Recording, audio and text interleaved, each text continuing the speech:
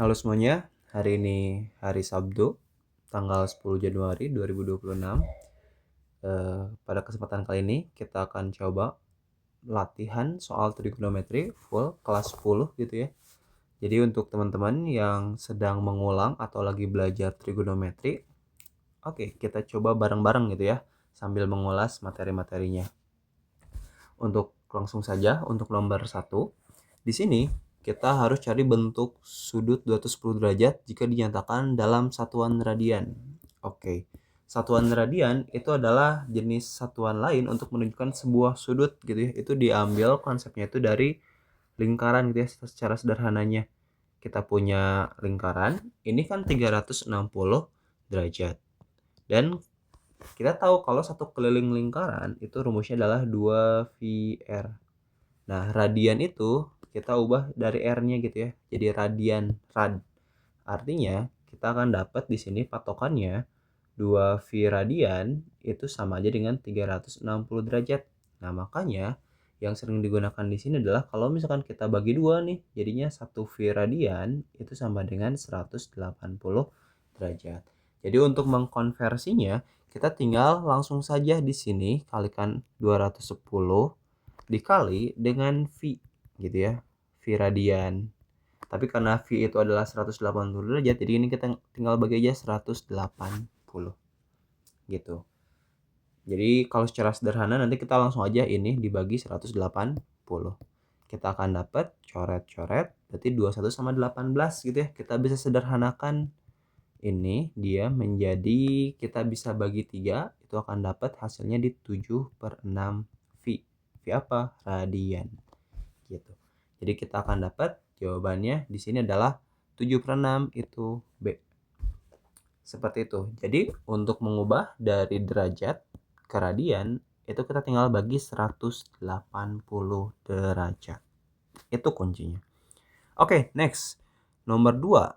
Nah, kalau di sini kita harus mengubah dari V radian menjadi derajat. Kalau tadi dibagi 180 derajat, ini kita tinggal kali aja. Kenapa harus dikali? Karena di sini kan 3/4 V radian.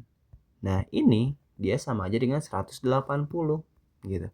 Jadi kita akan dapat ini tinggal kita tulisnya sebagai 3/4 dikali 180 derajat. 180 kalau kita bagi 4 itu adalah 45 derajat. Berarti dapatnya 3 kali 45 itu adalah 135 derajat. Oke, seperti itu. Jadi di sini mah tinggal kita kalikan 180 derajat. Next, di sini sebuah kipas angin berputar sebanyak 2/5 putaran penuh. Besar sudut yang ditempuh kipas tersebut dalam satuan radian adalah berapa? Nah, di sini dia tuh ada keterangannya tuh 2/5 putaran penuh. Ya, karena kita tahu kan kalau kipas angin cuma segini doang gitu ya, sedikit gitu. Jadinya kalau kita mau cari nih berapa 2/5-nya gitu ya. Karena di sini kalau full itu 360, berarti kalau 2/5 itu tinggal kita kali 360 aja. Nah, tapi karena kita pengen dalam bentuk radian gitu ya, berarti kita tinggal bagi 180. Jadi kita akan dapat di sini jawabannya coret-coret dapat 2, berarti 2 kali 2 4, berarti 4/5 radian. Gitu. Jadi jawabannya adalah D. Jadi kita nggak harus kayak ngitung dulu nih yang di sininya berapa gitu ya. 360 dikali 2 terus dibagi 5. Langsung saja kita konversi ke radian karena itu yang kita cari gitu ya. Seperti itu. Oke, jadi semoga bisa dipahami ya. Ini 2/5 dikali 360 karena dia dari putaran penuhnya. Next, ke nomor 4, besar sudut 72 derajat sama dengan berapa radian? Oke, berarti sama ya. Ini kita tinggal bagi aja. 720, kok 720? 72 dibagi 180 derajat dikali V radian. Oke, kita tinggal sederhanakan 72/180. Berapa ya? Kalau kita hitung, ini bisa kita sederhanakan nih. 72 kita bisa bagi 36. Ini kita akan dapat ya. Dapatnya di 2 Yang 180 itu pun kita bisa bagi 36, hasilnya adalah 5. Jadi di sini 2/5 viradian. Jawabannya adalah B. Gitu ya. Oke, kita akan next ke nomor 5. Pada pukul 4, sudut terkecil yang dibentuk oleh jarum jam panjang dan jarum jam pendek. Pukul 4.00, berarti kita kan kalau lihat jam, ini berarti yang panjangnya, ini yang kecilnya nih. Ini di angka 4, ini 12, berarti 1, 2, 3. Nanti ya seterusnya gitu ya. Kita pengen cari di sini sudut terkecil. Jadi kalau sudut terkecil kan dalam lingkaran yang ini nih berarti sudut terkecil tuh. Kalau ini dia yang gedenya. Kita mau cari ini berapa derajat. Tapi dalam bentuk radian. Nah, kita harus ingat kalau dalam jam ini kalau misalkan 1 jam itu sama aja dengan 30 derajat. Kenapa 30 derajat? Karena kan 360 derajat itu fullnya gitu ya. Tapi ini dibagi jadi 12 bagian. Jadi dibagi 12 dapatnya 30 derajat. Seperti itu. Jadi kuncinya 1 jam sama dengan 30 derajat. Nah dari ini kita cek nih. Ini berarti 30, 30, 30, 30. Jadi ini kita akan dapat kalau total sudutnya ini adalah 120 derajat. Kita pengen dalam bentuk radian. Berarti di sini kita tinggal kali aja. Dikali V per 180 radian. Berarti kita akan dapat coret-coret bagi 6. Jadi 2/3 V radian. Jawabannya adalah C. Seperti itu. Itu untuk yang nomor 5. Jadi di sini memang 5 nomor di sini. Ini untuk latihan derajat dan radian. Nanti kalau misalkan ada teman-teman mau minta filenya buat ngerjain ulang sendiri, boleh banget. Bisa nanti ke IG atau ke email juga. Cuma ke IG aja lah ya, karena sering aktifnya di IG. Oke. Kemudian kita bisa next ke nomor 6. Ini adalah tentang perbandingan trigonometri siku-siku. Jadi ada perbandingan dasar gitu ya. Di sini kita diketahui panjang AB sama dengan 3. Kemudian BC sama dengan 4, AC-nya sama dengan 5. Kita mau cari nilai dari sin A. Nah, berarti kita harus tahu perbandingan dasarnya untuk yang di trigonometri. Kalau misalkan dia sin, itu adalah demi ya, depan per miring. Kalau dia cos, itu adalah sami, samping miring. Kalau dia tan, itu adalah desa, depan samping. Nah, di sini kita mau cari sin A, berarti dia kita cari depan dari A dan miringnya gitu ya. Ini A. Nah, depan A berarti adalah 4, miringnya adalah yang 5. Jadi miring itu selalu yang terpanjang juga. Jadi kita tinggal ceknya tuh kalau dia tidak terhubung sama siku-sikunya, berarti dia adalah sisi miring. Jadi kita akan dapat di sini sin A itu sama aja dengan depannya 4, miringnya 5. Berarti 4/5 adalah C. Seperti itu. Kalau nomor 7, di sini kita punya PQR, diketahui sin P sama dengan 5/13. Carilah nilai tan P. Nah, berarti kan kita harus cek dulu nih gambarnya gitu ya, kayak gimana. Kalau misalkan di sini nggak disebutkan segitiganya di mana, berarti kita bisa bebas ya, kayak gambar di atas. Misalkan kayak gini. Ini adalah P, ini Q, ini R. Karena di sini sin P itu adalah 5/13, berarti ini sisi depannya 5, miringnya gitu ya 13. Berarti di sini 5, ini 13. Karena kita mau cari tan P, berarti kan harus tan itu depan per samping gitu ya. Kita udah tahu depannya 5, sampingnya berapa? Sampingnya ini adalah 12. Kenapa 12? Karena di sini berlaku triple Pythagoras ya. Ini sudutnya siku-siku, ini 5, ini 13. Jadi nanti ada triple Pythagoras yang 5 banding 12 banding 13 gitu ya. Jadi kita akan dapat di sini tan P itu sama aja dengan 5/12. Jawabannya apa? Ini A. Gitu. Yang nomor 8 juga sama. Cuma di sini kita cari sekannya gitu ya, sekan alfa. Jadi untuk mengerjakannya sama, langkah pertamanya kita bisa bikin segitiga, ya betul, segitiga. Segitiganya yang siku-siku, karena di sini adalah materinya tentang perbandingan pada segitiga siku-siku. Misalkan di sini alfanya, cos alfa adalah 2/3. Cos itu adalah samping per miring. Berarti samping alfa yang mana? Yang di sini, miringnya di sini 3. Kita mau cari sekan. Sekan itu adalah kebalikan dari cos. Jadi sebenarnya bisa pakai ke gambar, bisa enggak, karena di sini mah sekan gitu yang dicarinya. Itu adalah 1/cos alfa.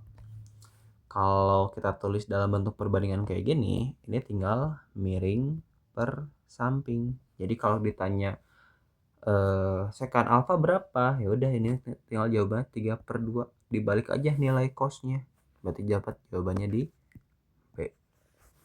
Seperti itu. Nanti akan ada beberapa perbandingan lainnya, contohnya dari sin itu ada kebalikannya, yaitu adalah kosekan gitu ya.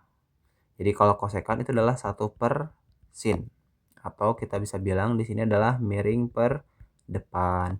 Terus ada cos, dia dengan sekan, berarti ini 1/cos, berarti ini adalah miring per samping. Dan tan, dia kebalikannya dengan kotangan atau kotan ditulisnya, berarti ini 1/tan, yaitu yang asalnya desa dia jadi sa d gitu. Itu 3 perbandingan tambahannya gitu ya, selain sin, cos, dan tan.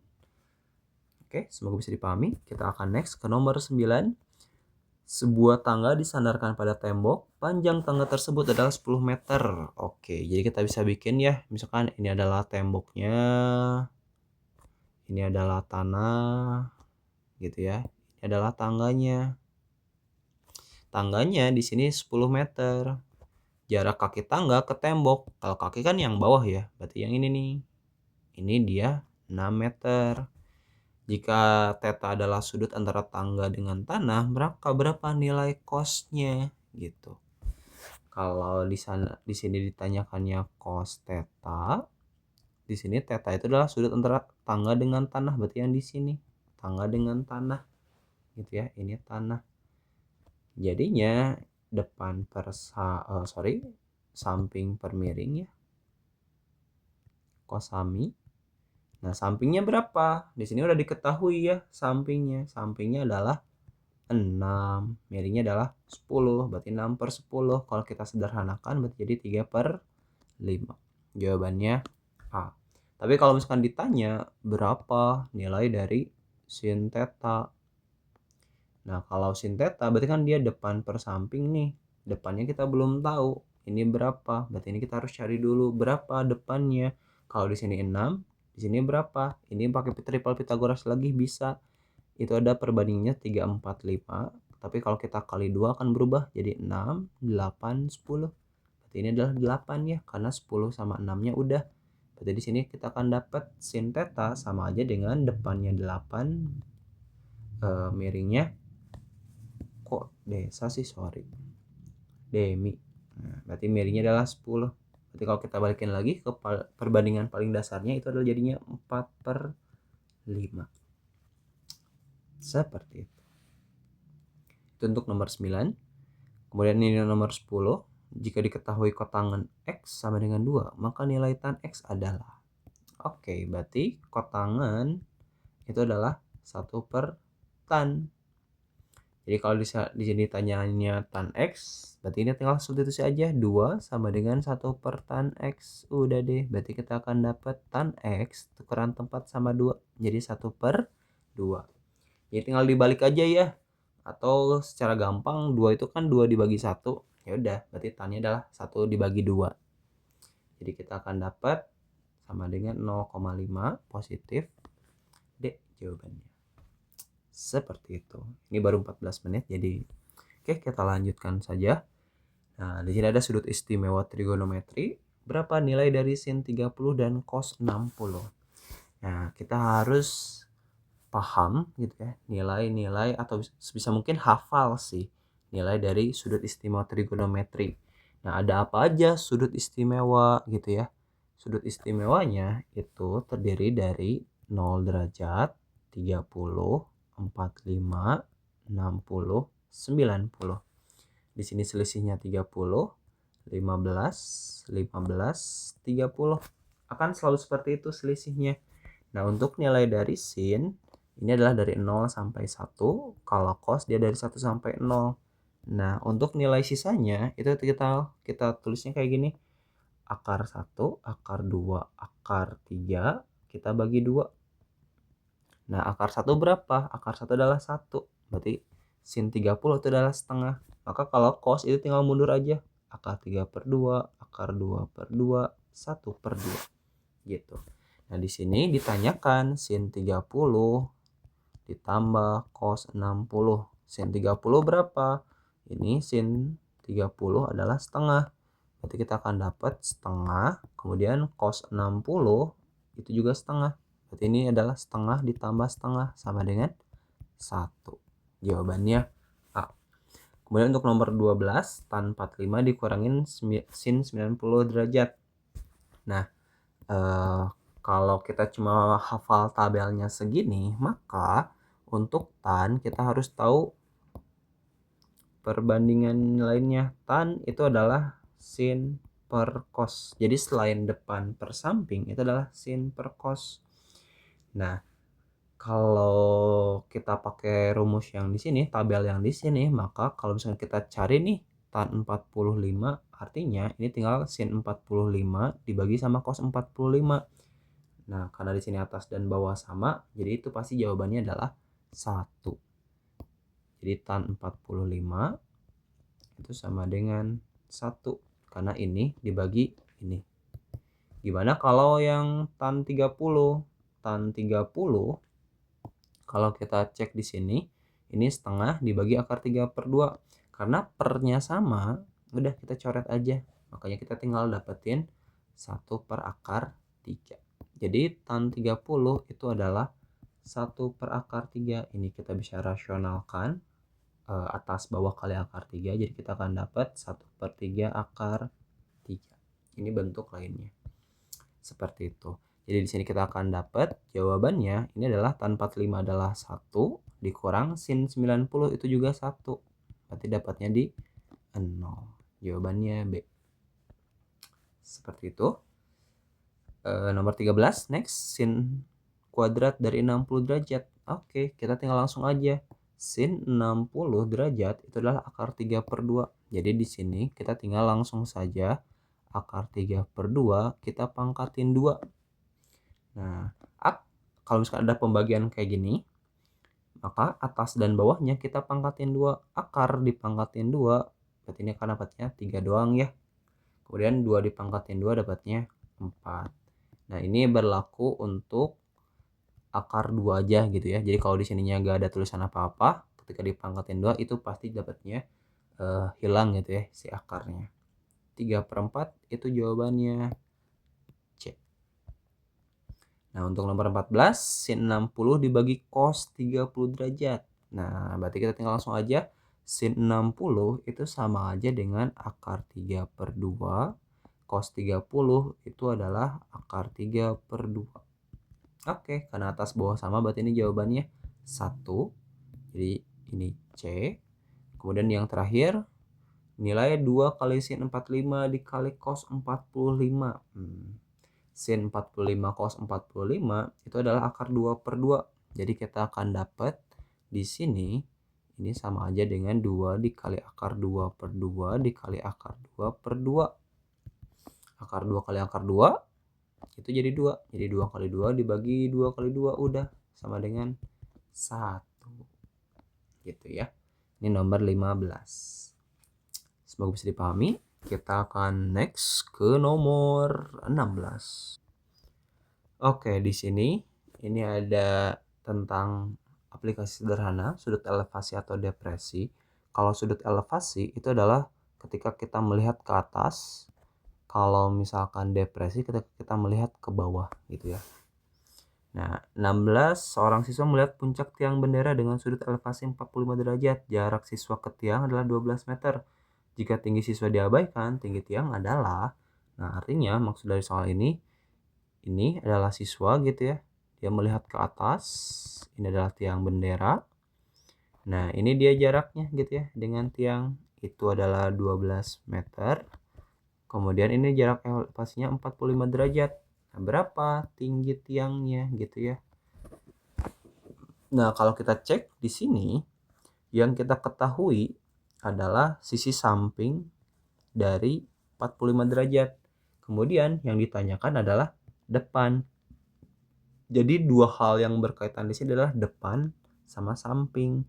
Nah, depan samping itu masuk ke konsep tangan gitu ya. Nah, karena di sini sudutnya 45 derajat, berarti tan 45 derajat sama dengan depan per samping. Tan 45 berapa? Itu adalah 1. Depannya itu adalah T, bawahnya sampingnya adalah 12. Berarti ini tinggal kita kalikan saja. Maka dapat T-nya sama dengan 1 kali 12 adalah 12. Jadi tinggi tiangnya adalah 12 meter. Nah, jadi triknya untuk sudut 45 derajat itu pasti selalu sama gitu ya, samping sama depannya gitu. Kalau misalkan di sininya adalah 20 meter, ya udah berarti jarak tinggi tiangnya pun 20 meter gitu. Kalau dia sudut elevasinya 45 derajat. Oke, kita next ke nomor 17. Dari atas mercusuar setinggi 60 meter, seorang penjaga melihat kapal dengan sudut depresi 30 derajat. Jarak kapal ke kaki mercusuar berapa? Nah, kalau di sini kita ada orang nih dari atas mercusuar. Kemudian di sini ada perahu gitu ya atau kapal. Nah, berarti dia melihatnya ke bawah karena dia sudutnya depresi.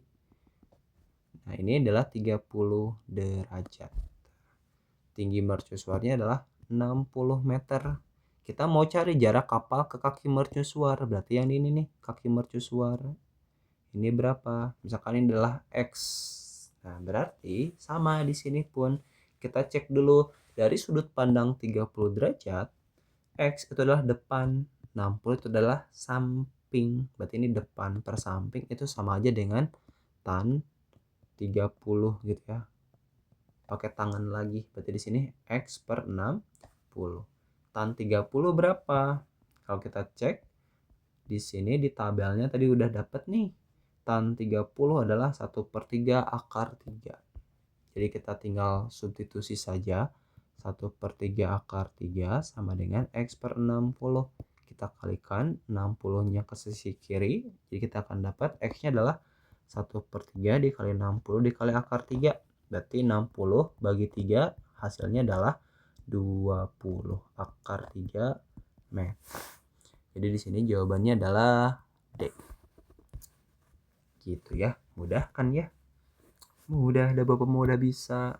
Iya, jadi tapi Bapak yakin kok semua yang nonton di sini pasti bisa. Amin. Oke. Pokoknya pelan-pelan aja gitu ya. Kalau lagi belajar mah mau sambil lihat nilai tabelnya, lihat aja gitu ya. Nanti pun kalau udah sering latihan soal pasti hafal gitu ya nilai-nilai yang dibutuhkan yang sering muncul di soalnya. Oke. Kita next ke nomor 18. Seorang anak menaikkan layang-layang dengan panjang benang 100 meter. Panjang benangnya nih 100 meter. Sudut elevasinya 30 derajat. Tinggi layang-layang dari tanah. Kalau dianggap benangnya lurus. Jadi kayak ini benangnya nih. Ini layang-layangnya. Kemudian di sini elevasinya 30 derajat. Nah, berarti di sini 30 derajat. Ini jaraknya nih dari tanah berapa? Ini yang kita cari. Tinggi layang-layang. Benangnya 100 meter ya. Lumayan ya itu 100 meter. Ngapungin layang-layang, nerbangin layang-layang 100 meter. Kalau layang-layangnya gede, berat badan kitanya kecil, bisa aja kita ke bawah terbang gitu ya. Oke. Sudah yappingnya kita hitung. Di sini tetap konsepnya kita cek dulu nih yang diketahui. Yang diketahui itu dari 30 derajat adalah sisi depan ini miring, depan miring, depan miring. Depan miring itu adalah sin. Berarti di sini pakainya sin 30 derajat sama dengan depannya T miringnya 100. Sin 30 berapa? Itu adalah 1/2. Berarti dapatnya di sini tinggal 100-nya kaliin setengah. Berarti dapat T-nya adalah 50 gitu ya. Karena setengah dikali 100 adalah 50. Berarti di sini tinggi layang-layang adalah 50 meter dari tanah. Seperti itu. Ini memang yang sederhananya. Jadi ini untuk menguji alur berpikir kita gitu ya dalam menyelesaikan soal cerita. Jadi kita cek apa yang diketahuinya gitu ya. Nomor 19, sudut depresi. Oke, berarti kita cek lihat ke bawah gitu ya. Dari puncak gedung ke sebuah mobil di tanah. Berarti ini puncak gedung. Terus ada mobil di sini. Berarti ini dia ngelihatnya 60 derajat.